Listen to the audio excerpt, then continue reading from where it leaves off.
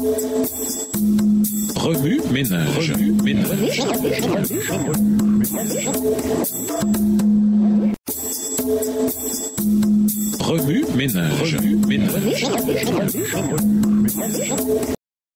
Bienvenue dans votre émission. Remue ménage. Nous voilà à la leçon de mercredi. Invité, Jésus, le nouvel Israël.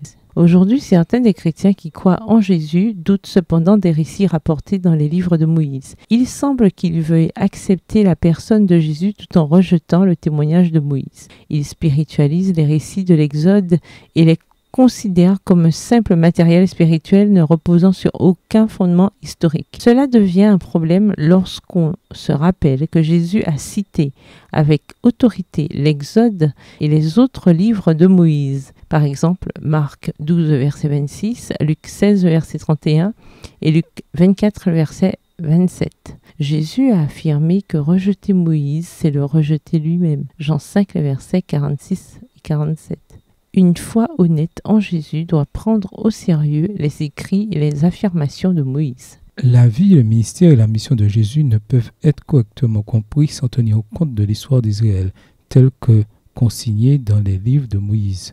Dans un sens très réel, Jésus a personnellement revécu l'histoire de la nation d'Israël. Tout d'abord, les Israélites se réfugièrent en Égypte, où ils devinrent une nation puissante avant d'être appelés à entrer dans le pays de la promesse. De même, l'Égypte devint un lieu de refuge pour Jésus alors qu'il était un très jeune enfant.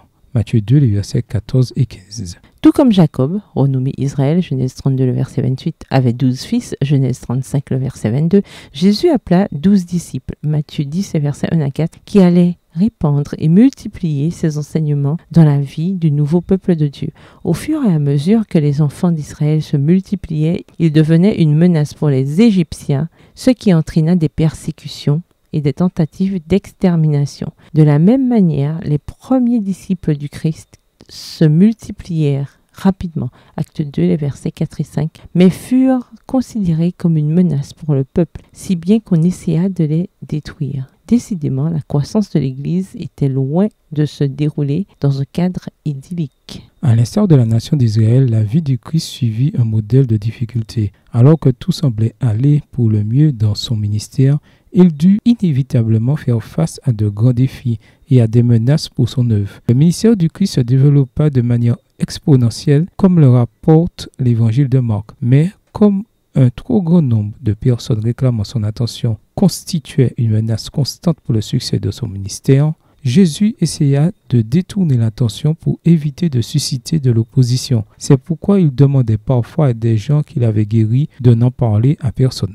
Remue ménage, méditez de nouveau Exode 1. Où voyez-vous Jésus dans ce passage? Quels autres parallèles voyez-vous entre la vie et le ministère du Christ et l'histoire de la nation israélite? Avez-vous déjà vu le succès dans l'Église entraîner des problèmes inattendus? Comment y avez-vous fait face? Que vous dit Jésus par ce passage? En quoi voyez-vous Jésus différemment ou le voyez-vous de nouveau? Comment réagissez-vous en voyant Jésus de cette manière? Au revoir. Et à demain si Dieu veut.